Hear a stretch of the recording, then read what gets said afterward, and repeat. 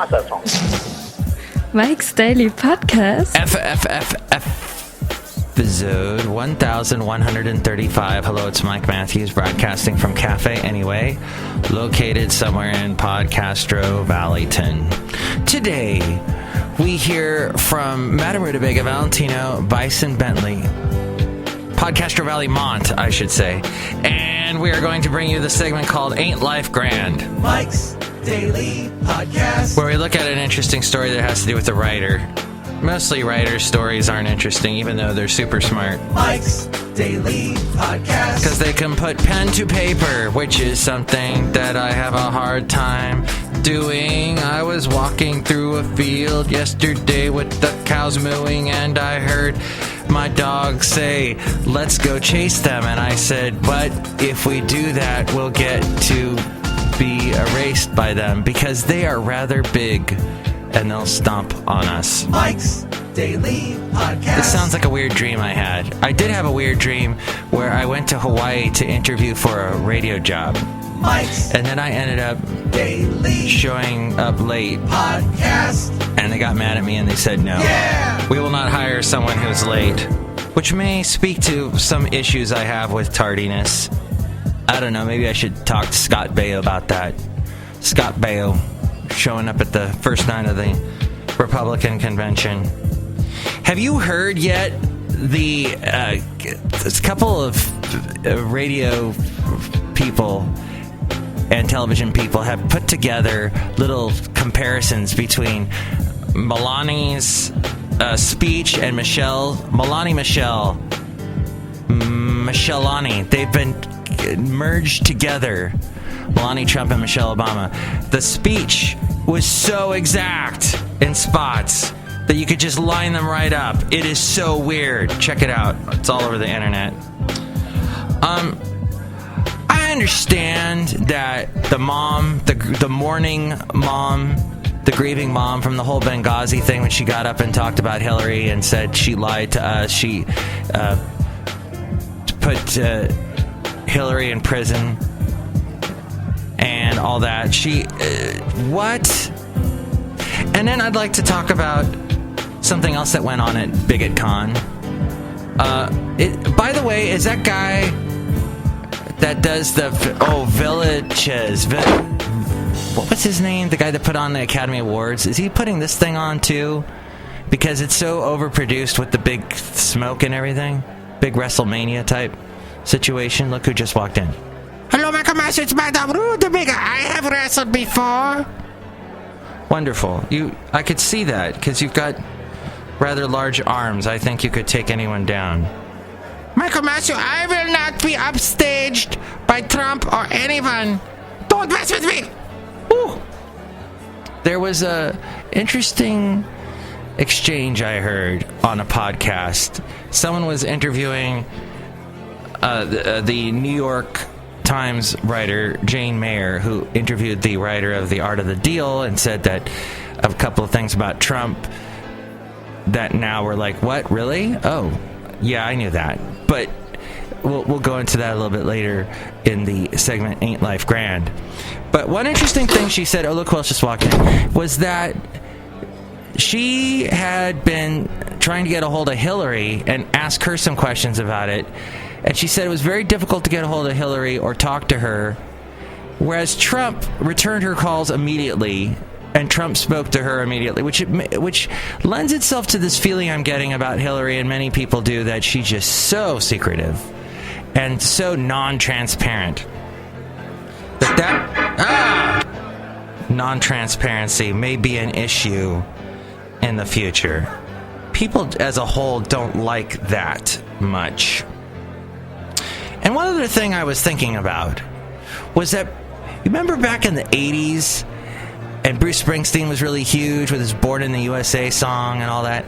And then I remember one of the big selling points of Bruce Springsteen was he talks at his concerts.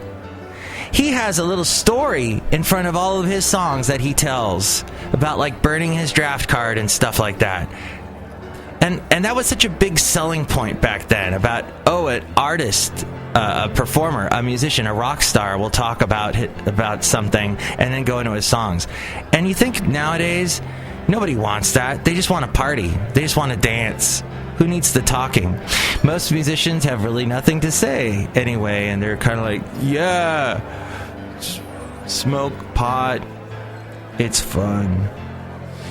And that's about it. The wonderful... Who else just walked in? Nah, we won't talk to them. MIKEs-DAILY-PODCAST.com is a wonderful website you can go to click on that Amazon and help out the show. Click on the Amazon link. I have some friends that are registered on Amazon for wedding gifts. And I was looking through all the gifts they have in their registry, and I'm like, they will never use this stuff. It will be put in a storage unit and never used. And there is also the link to PayPal if you'd like to help out. You'll get a special greeting from all the Cafe Anyway characters like these two guys I haven't introduced yet. Hello there, Mike. This is Valentino, the parking attendant, also known as Donald Trump's son. And I'm Bison Bentley. Do you know that? Mike, we've been enjoying the Republican convention, even though we can't stand Trump there. Yeah, we can't stand him. Do you know that? How can you be enjoying it if you don't? It's all about Trump. It's all about hating Hillary. Mitt Romney's former campaign manager said that it's all about, since not everyone can unify behind Trump, they can unify about the fact they don't want Hillary. So that's why the whole Benghazi stuff with Hillary, that's why it's all Hillary, Hillary all the time. Pillary Hillary is what it should be called. So let's get to this segment, Ain't Life Grand. Ain't life grand.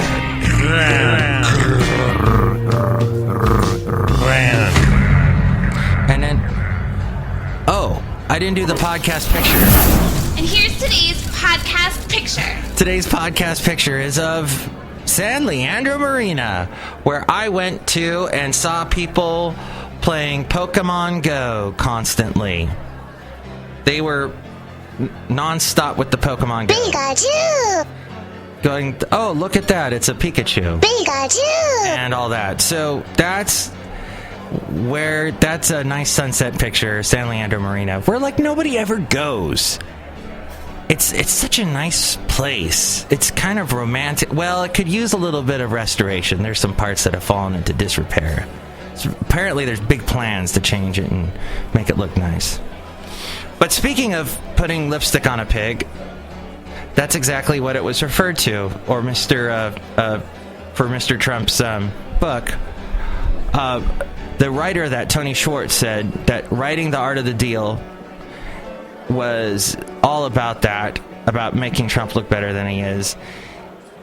According to Salon, who broke it down, they said Trump doesn't read. That's what they discovered from this article that who I talked about earlier, Jane Mayer of The New Yorker, actually profiled and said that Schwartz said, I seriously doubt Trump has ever read a book straight through in his adult life.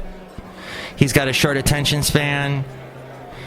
And during the 18 months he spent with Trump, he said he never saw a book on Trump's desk or elsewhere in his office or his apartment.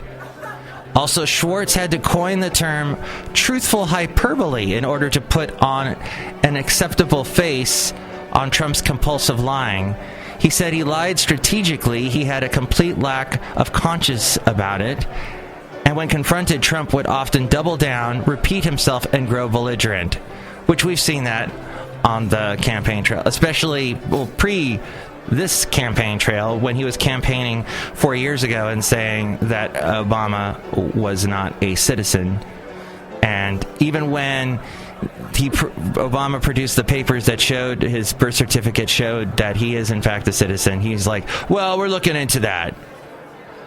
Trump agreed to Schwartz's relatively hefty advance royalties terms immediately. Schwartz demanded half the $500,000 in advance as well as half the royalties in order for him to accept the ghostwriter position. And Trump, despite having a reputation as a tough negotiator, agreed on the spot. And Trump had no hand in writing The Art of the Deal, but argues the opposite.